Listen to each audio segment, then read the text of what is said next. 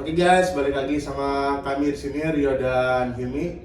Kami dari IMD, Institut Media Digital and Tech, dan kami akan berbincang dengan Bu Regina dari LM Dikti 3. Halo Mbak. Halo, selamat pagi. Ya Mbak.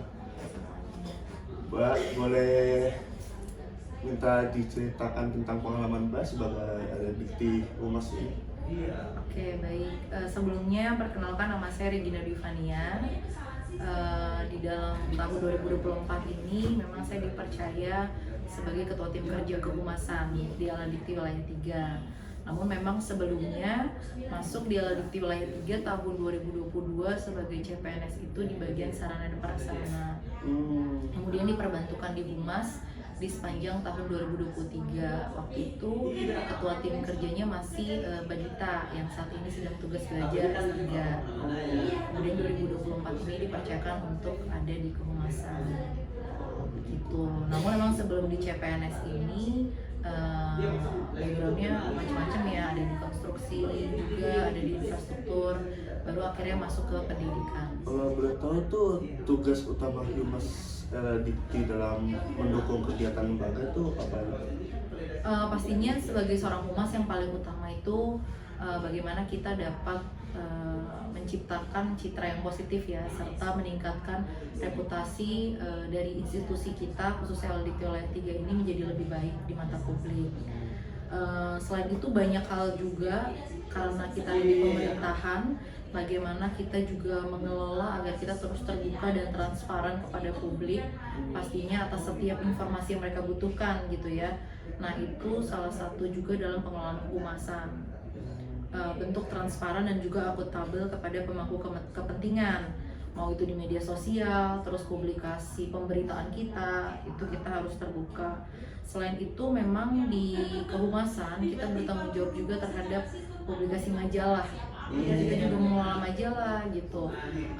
Isi kontennya pun kita sesuaikan dengan kebutuhan, dimana karena kita lembaga pemerintah yang mengelola 200 pembina lah ya, 261 perguruan tinggi di wilayah DKI Jakarta, sehingga konten-konten yang dimuat pun seputaran perguruan tinggi kita gitu, mengenai prestasinya, kemudian pengabdian mereka kepada masyarakat, inovasi ataupun riset yang mereka lakukan terkait tridharma perguruan tinggi.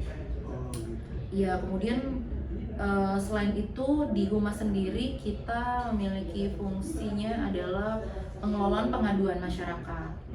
Jadi masyarakat bisa secara terbuka juga memberikan laporan gitu ya, ibaratnya mengadu melalui laman lapor, dan itu pengelolaannya di bawah kehumasan. Misalkan ada laporan dari masyarakat mengenai kelembagaan gitu, nanti dari humas menjadi pintu utama yang akan meneruskan itu ke bagian substansi gitu. Seperti itu sih mungkin ya gambarannya ya. Intinya kita juga berfungsi memfasilitasi komunikasi dua arah antara institusi, lembaga dengan pemangku kepentingan kita, yaitu perguruan tinggi di bawah kita, entah itu ada dosen, mahasiswa seperti kalian gitu, ataupun secara institusi perguruan tingginya seperti itu. Nah kita itu memang selalu menjalin komunikasi yang teratur gitu ya, tidak hanya jika ada butuhnya atau perlunya terhadap perguruan tinggi tersebut, tapi kita punya satu grup yang memang dimana grup itu mewadahi semua aspirasi mereka gitu. Bahkan grup itu kami fungsikan juga sebagai wadah untuk mengumpulkan pemberitaan dari perguruan tinggi. Mereka yang ibaratnya juga pasti ingin eksis dong di Instagram kita, segala apapun yang mereka kerjakan itu kita publikasikan, dan itu sebagai wadah komunikasi kita. Selain itu kita juga terbuka sih kepada mereka gitu, bagaimana kendala yang mereka alami. Kami sering melakukan kegiatan, mungkin setahun itu yang utama ada 2 kali. Kita melakukan rapat koordinasi untuk seluruh humas perguruan tinggi, dan juga kita mengadakan focus group discussion, yang dimana memang tema-tema yang diambil itu merupakan isu-isu strategis yang ada pada saat itu, misalkan tentang akreditasi, bagaimana seorang humas itu dapat mendukung sebuah perguruan tinggi mencapai akreditasi unggul, gimana sih peran humas di dalamnya gitu. Nah itu kan penting juga buat mereka kan. Nah kita mencoba membangun komunikasi untuk menemukan apa yang mereka butuhkan gitu. Jadi menyelenggarakan forum komunikasi seperti BIMTEK juga dilakukan. Selain itu fasilitasi lainnya itu juga dilakukan oleh bagian-bagian lain, substansi lain. Mereka juga punya program-program khusus untuk mencapai target di tahun ini gitu. Seperti di bagian kelembagaan mereka punya BIMTEK, dan humas di situ fungsinya adalah menyebarluaskan informasi kegiatan tersebut.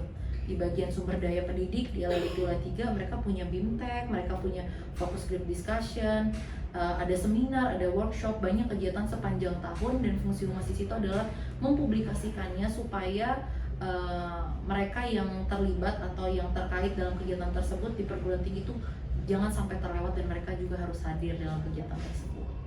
Lalu tantangan terbesar yang pernah Ibu Regina hadapi sebagai kepala LLDK itu apa sih, dan gimana sih cara ngatasinnya juga?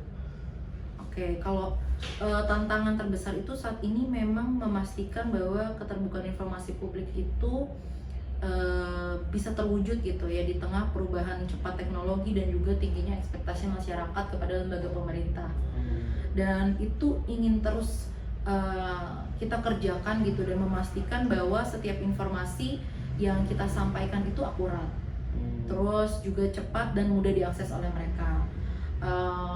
Keterbukaan informasi itu mencakup bagaimana kalau misalkan masyarakat ingin melakukan riset terhadap institusi kita, kemudian kayak seperti kalian ada tugas gitu ya, tugas mahasiswa, dan itu yang ingin kita capai, bahwa kita pengen menjadi lembaga pemerintah yang transparan, dan itu peran humas itu sangat besar di situ. Dan memang untuk membangun bisa mengelola tantangan tersebut, kami memang mencoba membangun sistem pengelolaan informasi publik yang terstruktur dan efisien. Makanya seperti ada regulasi, bagaimana sih kalau kamu mau minta informasi publik ke kita ada regulasi yang jelas, mengisi form, terus kemudian keterangan isian form itu informasi apa saja yang dibutuhkan, agar apa yang mereka butuhkan itu bisa kami sediakan. Meskipun dalam perjalanannya permohonan informasi publik itu juga ada batasan-batasannya, dan itu diatur dalam surat keputusan daftar informasi publik, mana informasi publik yang bisa dikecualikan, tidak bisa dipublish ke masyarakat, atau juga mana informasi publik yang bisa diakses full oleh masyarakat, seperti itu. Kalau misalkan ngomongin tantangan di publikasi media sosial, mungkin tantangan terbesarnya adalah konsistensi. Seperti yang kalian tahu kan, pasti media sosial itu punya ritme algoritma yang bermacam-macam, entah itu Instagram, TikTok, YouTube, bahkan kita masih ada Facebook dan X gitu. Jadi banyak banget sebenarnya yang dikelola, dan itu punya variasi algoritma kan. Dan konsisten itu nomor satu gitu. Sedangkan di kami memang kita tuh di humas cuma ada berempat itu yang mengelola yang tadi aku sebutkan tuh, mulai dari media sosial, kemudian publikasi di website, kami mengelola aduan masyarakat gitu. Jadi tantangannya ya konsistensi kita posting supaya engagement kita tuh tetap stabil, tetap bagus gitu, meskipun dalam perjalanannya ya, atau kita memang rutin mengikuti ajang apresiasi gitu ya, anugerah dari Dikti Saintek. Di tahun ini baru saja 13 Desember kemarin penyelenggaraan anugerah Dikti Saintek. Jadi pemenang-pemenangnya itu yang meraih penghargaan itu disampaikan pada hari tersebut. Dan LLDK Wilayah 3 itu mendapat sekitar 7 penghargaan. Yang pertama itu ada, ini aku campur, ada yang PD Dikti juga, ada yang kehumasan juga ya. Kita meraih gold winner itu untuk pelaporan PD Dikti, kemudian ada gold winner untuk anugerah kerjasama. Anugerah kerjasama ini bagaimana kita sebagai lembaga pemerintah pendidikan gitu ya, memfasilitasi perguruan tinggi kita melaksanakan kerjasama di perguruan tingginya gitu. Kemudian di tahun ini kita mendapat gold. Jadi di tahun lalu aku dapat silver winner nih untuk insan humas. Tapi di tahun ini aku mengajukan nama lain, yaitu staf di kehumasan itu Mas Sigit Nugroho, dan dia meraih gold Nah, itu kan peran dari tim humas yang menolong dia untuk semangat gitu untuk ikut insan humas, dan pengelolaan video yang disubmit juga itu kita tolong, kita bantu supaya dia bisa dapat gold, dan puji Tuhan dia dapat gold. Jadi bukan hanya sekedar kerja melangkah, ya udah kerja aja gitu, yang penting dapat duit segala macam, tapi enggak. Tapi di sini mencoba ikut serta gitu, kayak menjiwai tujuan negara untuk mencerdaskan kehidupan bangsa, pastinya melalui pendidikan tinggi. Dengan begitu, aku memberikan diri aku tuh yang maksimal, ide semua, terus kemudian energi, bahkan uang sendiri ibaratnya untuk aku mengupgrade diri gitu, supaya humas-humas perguruan tinggi melalui mereka pun kecerdasan meningkatkan kecerdasan bangsa tuh juga bisa terwujud gitu, walaupun dari sekedar humas gitu kan. Nah, selain itu yang pastinya juga yang menjaga motivasi aku itu semangat dari perguruan tinggi yang aku bilang tadi, untuk terus berinovasi dan berkolaborasi untuk mereka tuh menciptakan lulusan yang terbaik. Jadi perguruan tinggi itu punya semangat yang luar biasa, khususnya perguruan tinggi swasta yang kami kelola gitu ya. Untuk mereka, ayo aku tuh pengen unggul, pengen meningkat. Ya mereka aja semangat gitu kan. Otomatis kita sebagai fasilitatornya juga harus punya semangat yang sama gitu. Dan di saat ini juga yang memotivasi kami ya karena yang utama adalah dukungan dari pimpinan kami, yaitu Prof. Tony, dan juga saat ini PLT Kabak Umum yaitu Pak Nanto. Kalau misalkan nggak ada dukungan dari mereka pun, ya kan, humas itu ya sulit untuk berjalan. Biasanya mungkin banyak kami dengar dari humas perguruan tinggi lain, support dari kepemimpinan itu kurang, sehingga kadang ingin menghasilkan inovasi itu agak sulit. Ya kan, karena tidak didukung biaya, tidak didukung publisitasnya, atau tidak didukung secara moralnya gitu. Tapi karena kami punya pimpinan Prof. Tony dan Pak Nanto yang cukup sangat mendukung kami gitu ya, segala apapun inovasi yang ingin kami buat, dan bahkan bukan hanya mendukung, mereka mengarahkan, menyediakan pendanaan dari segala misalkan kebutuhan operasional dan lain-lain. Itu juga yang memotivasi kami untuk terus semangat meningkatkan citra dan juga reputasi lembaga kami. Seperti itu. Wih, hebat juga ya. Belum hebat ini. Masih panjang perjalanannya ya. Dari penghargaan udah banyak. Udah bagus itu. Oke Mbak Regina, makasih atas pengalaman dan ilmunya, dan semoga hal ini bisa menjadi manfaat dan pembelajaran juga bagi mahasiswa dan dosen serta perguruan tinggi lainnya. Amin. Semoga bermanfaat ya apa yang aku sharing buat kalian. Oke, terima kasih.